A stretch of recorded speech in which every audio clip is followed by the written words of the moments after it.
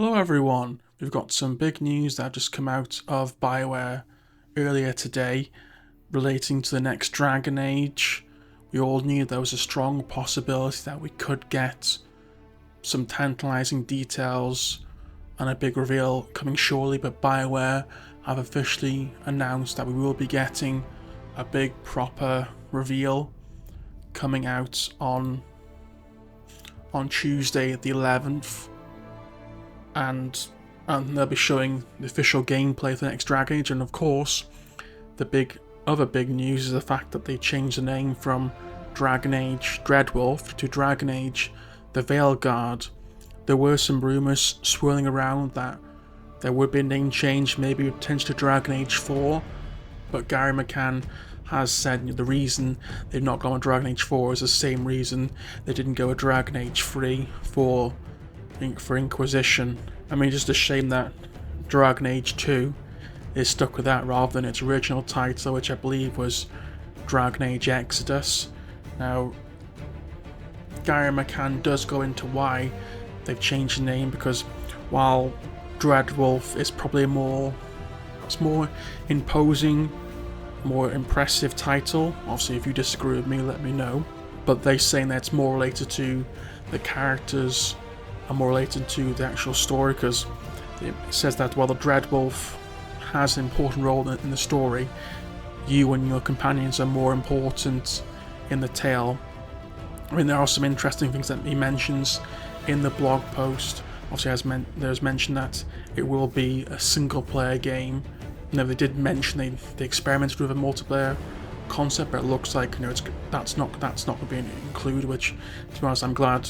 There's no point including a necessary multiplayer element when most Dragon Age fans are not interested in that. We're interested in knowing our characters and experiencing the tales. I do find it's quite interesting they've gone with 7 companions instead of the usual 9. I mean, I suppose you could say in Origins, the dog, the Mabari Hound, was almost like a non-companion, so you could say, well, Dragon Age Origins maybe had 8 rather than 9, but Inquisition and Dragon Age 2 had 9 companions, which I don't mind that, to be honest.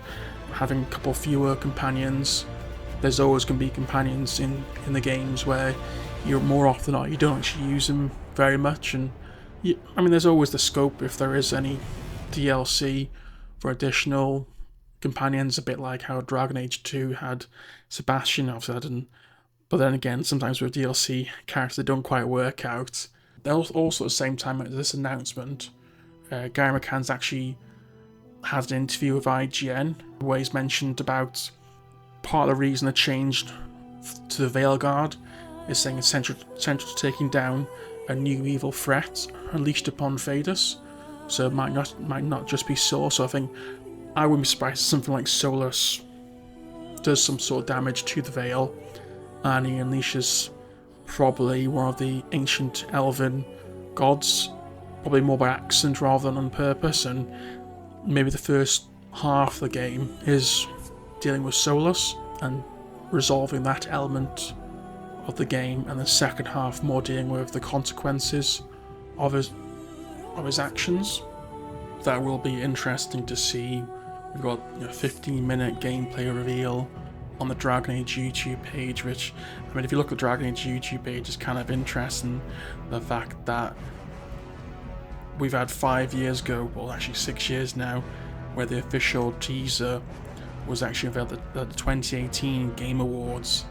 It's been a long time waiting, 10 years now, between, if it does come out this year anyway, between the release of Inquisition and the release of the Veilguard. I mean, it's going to take some time to get used to saying that rather than Dreadwolf.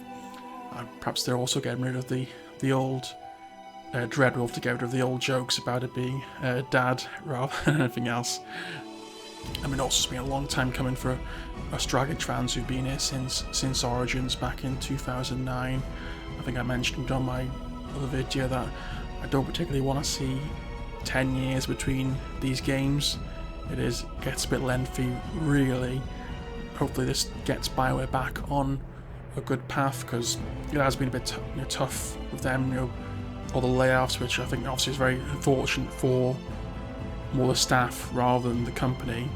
And hopefully, the next Mass Effect can get BioWare back to being, well, perhaps not back to those golden ages, but back to at least a very high standard.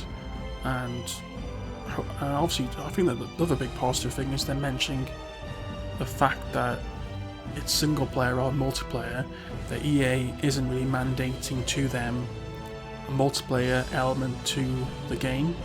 I think that's quite a positive thing, because you've seen all these live service games come out which have utterly flopped. And I think Mike Gamble on Twitter has also mentioned no live service, which I'm delighted about. But fingers crossed, on the 11th we'll get that 15-minute gameplay reveal, and let me know what you think about the name change and about the 7 companions rather than 9. What I'm particularly looking for, and I'd like to hear your theories about the next game. So please subscribe. Hope to chat to you soon. Thanks. Goodbye.